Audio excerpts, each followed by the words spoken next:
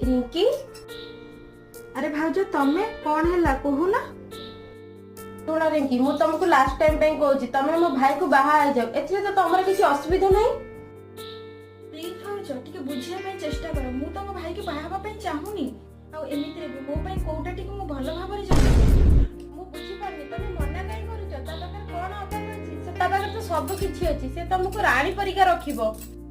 हाँ भाउज तमे ठीक कहिछ तम भाई पाखरे किछि भी अभाव नै से जुआ खेलती मद पियती झियो मानक सारा खराब व्यवहार भी करती तमे सब जानिछ तम बापा मां को नेके वृद्धाश्रम रे भी छाड़ी दैछंती किंतु से पिला को मु केबे भी बाहेबिनी।